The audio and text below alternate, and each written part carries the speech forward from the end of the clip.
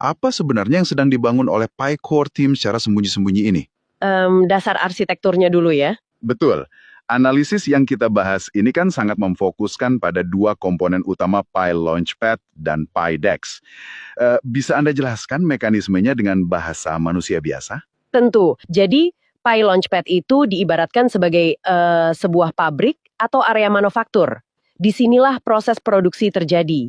Bayangkan ada sekelompok pengembang yang mau bikin proyek baru di ekosistem Pi. Katakanlah aplikasi game interaktif gitu. Ya, game interaktif atau platform streaming musik atau e-commerce terdesentralisasi. Nah, kalau model bisnis mereka butuh token digital mereka sendiri untuk beroperasi, pabrik inilah tempat mereka mencetak token baru tersebut. Oh, oke. Jadi, kalau saya mau bikin taman hiburan raksasa di dalam ekosistem ini, Launchpad itu ibarat mesin pencetak tiket di kantor saya begitu. Mesin yang mencetak tiket khusus untuk wahana roller coaster saya. Persis. Tapi kan mesin pencetak tiket saja tidak cukup ya. Tiket yang cuma menumpuk di laci kantor Anda itu tidak punya nilai ekonomi. Sampai ada seseorang yang membelinya. Masuk akal. Harus ada transaksinya. Nah, disitulah komponen kedua masuk, yaitu PyDEX atau Decentralized Exchange.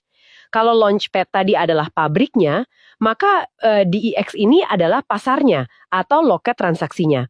Ini etalase tempat tiket-tiket tadi diperjualbelikan secara aktif. Sebentar, saya ingin memperjelas ini biar pendengar kita tidak bingung. Berarti ini ada hubungan sebab akibat yang tidak bisa diputuskan. Betul. Atau DEX agar barangnya laku. Dan sebaliknya, pasar tidak akan punya barang dagangan sama sekali kalau pabriknya tidak memproduksi apa-apa. Itu adalah simbiosis mutualisme yang sempurna. Tidak ada DEX tanpa Launchpad dan sebaliknya. Tapi disinilah letak perbedaan krusial antara yang dibangun Pi Network dengan bursa kripto tradisional di luar sana. Oh iya, bedanya di mana? Kalau Anda pernah main di bursa kripto biasa, Anda pasti tahu betapa liarnya kondisi di sana. Itu ibarat Wild West. Sembarang orang bisa bikin token, sebut saja token anjing atau kucing hari ini, dilempar ke pasar lalu... Melakukan penipuan, pump and dump, lalu kabur besoknya. Iya, persis. Token sampah yang tidak punya nilai guna nyata. Itu sangat berbahaya bagi pengguna awal. Ah, saya mengerti. Terus bagaimana Pi Network mencegah itu? Pi Core Team bertindak semacam penyaring, filter kualitas. Mereka tidak akan membiarkan sembarang orang membawa tiket palsu ke loket. Oh, jadi tidak semua token otomatis masuk DEX? Tidak. Core Team mensyaratkan bahwa hanya aplikasi yang punya utilitas nyata, yang punya model bisnis jelas di dunia nyata, yang boleh masuk dari pabrik ke pasar DEX mereka. Ini perlindungan sistemik. Perlindungan agar ekosistemnya tidak hancur oleh inflasi token-token sampah tadi ya? Tepat. Wah, itu masuk akal.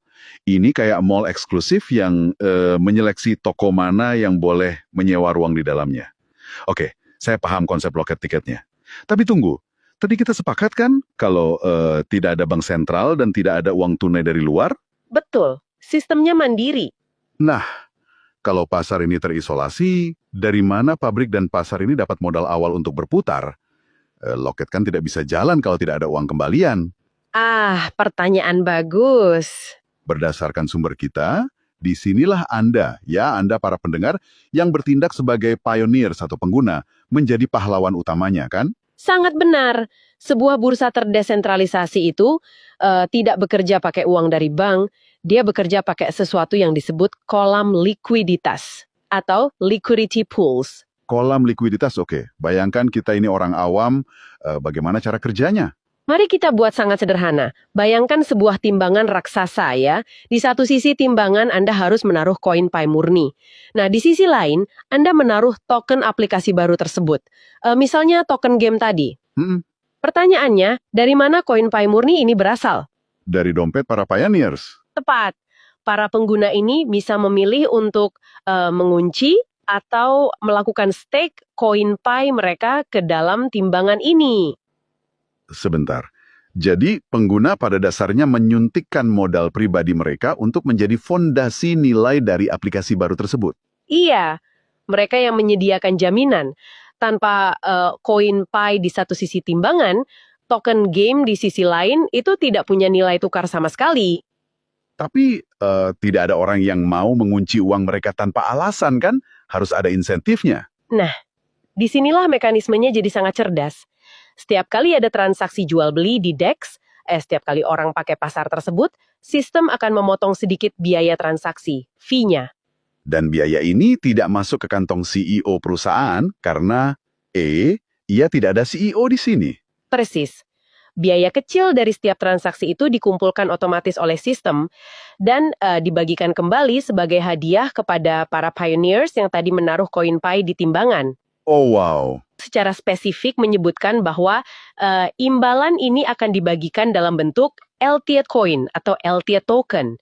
Jadi makin ramai pasar beroperasi, makin banyak biaya terkumpul. Dan makin besar passive income bagi mereka yang memberikan likuiditas tadi. Ini luar biasa. Pada dasarnya, ini mengubah pengguna biasa menjadi pemegang saham mikro dari seluruh bursa pertukaran. Betul sekali. Tapi tunggu dulu, mari kita mundur sedikit. Kalau sistemnya sekompleks ini, harus masuk launchpad, mencetak token, bikin kolam likuiditas, membagi LTA coin, bagaimana dengan bisnis kecil? Maksudnya bisnis skala UMKM? Iya. Kalau saya cuma seorang pengrajin sepatu yang mau jualan secara online di dalam jaringan Pi, apakah saya wajib mencetak token sepatu di Launchpad? Karena jujur saja, itu terdengar seperti mimpi buruk administratif untuk toko sepatu sederhana. Itu poin yang sangat kritis. Dan syukurlah jawabannya adalah tidak. Syukurlah. Ini salah satu kesalahpahaman terbesar di luar sana. Tidak semua proyek butuh token mereka sendiri. Kalau Anda cuma punya toko sepatu, Anda cukup pakai apa yang disebut Pi SDK. Pi SDK, Software Development Kit ya. Bisa tolong jelaskan fungsinya secara sederhana? Tentu, Pi SDK itu ibarat mesin EDC atau mesin gesek kartu di kasir yang sudah diprogram khusus. Dia itu alat yang bisa langsung ditempelkan oleh pengembang ke dalam aplikasi mereka. Dengan SDK ini, toko sepatu Anda bisa langsung terhubung ke dompet Pi milik pembeli. Pembeli bayar pakai koin Pi murni, dan koin itu langsung masuk ke dompet Anda. Selesai. Oh, semudah itu? Iya, tidak perlu launchpad, tidak perlu DEX, tidak perlu bikin token baru. Jadi ada dua jalur yang sama sekali berbeda ya. Jalur cepat pakai SDK untuk transaksi langsung, dan jalur berat pakai Launchpad dan DEX untuk proyek yang memang butuh ekonomi token terpisah. Tepat sekali, jadi ekosistem ini dirancang untuk mewadahi bisnis dari skala warung kopi sampai skala perusahaan game global. Oke, ini membawa saya ke sebuah pertanyaan besar yang sejujurnya bikin saya agak skeptis. Silakan. Kita kan sudah bicara soal pasar dan likuiditas. Kita tahu DEX ini dijalankan oleh sistem AMM, Automated Market Maker. Artinya, tidak ada manusia yang menetapkan harga kan? Betul, semuanya otomatis. Harga murni naik turun berdasarkan penawaran dan permintaan di timbangan raksasa tadi. Tapi, bagaimana sebuah ekosistem menetapkan harga awal kalau koin Pi itu sendiri belum punya nilai tukar terhadap uang fiat seperti dolar atau rupiah? Nah, ini memang tantangan terbesar di fase ini. Tanpa referensi pasar luar, nilai itu jadi sangat abstrak. Tapi, ada kemungkinan 99% bahwa komunitas bersama para auditor independen akan berpegang pada sebuah konsep yang disebut GCV. GCV, Global Consensus Value ya, nilai kesepakatan global. Benar. GCV ini pada dasarnya adalah harga patokan yang disepakati secara massal oleh jutaan pengguna sebelum pasar benar-benar dibuka. Mereka sepakat koin kita bernilai sekian. Oke. Sumber tersebut menekankan bahwa aplikasi yang secara publik mendukung nilai GCV ini dan yang punya infrastruktur mikron akan jadi pihak yang paling banyak didukung komunitas. Sebentar, sebelum kita masuk ke rasa skeptis saya soal GCV, apa itu infrastruktur mikron? Karena nilai GCV yang diusulkan komunitas itu sangat tinggi, Anda kan tidak mungkin beli secangkir kopi pakai satu koin Pi utuh. Anda mungkin harus bayar dengan 0,00001 Pi. Angkanya kecil sekali. Nah, infrastruktur mikron adalah kemampuan teknis dari sebuah aplikasi untuk memproses transaksi super mikro ini. Transaksi dalam pecahan desimal yang sangat panjang, secara efisien tanpa biaya jaringan yang mahal. Oh, jadi tanpa mikron, GCV ini tidak akan bisa dipakai buat belanja sehari-hari? Tepat. Oke, fitur teknisnya saya paham, tapi jujur saja, Mari kita bersikap kritis sedikit soal GCV ini. Konsep ini seringkali terdengar seperti angan-angan sosiologi saja. Bagaimana maksudnya? Kalau saya dan teman-teman saya kumpul, lalu sepakat bahwa sebutir batu harganya $1.000.000, ya terserah kami kan. Tapi kalau kami pergi keluar dan tidak ada pembeli yang mau menukar batu itu dengan uang nyata, bukankah ekonomi kami macet? Sepakat pada harga yang tinggi tanpa permintaan real itu terdengar seperti resep menuju jalan buntu. Skeptisisme Anda itu sangat valid secara ekonomi tradisional.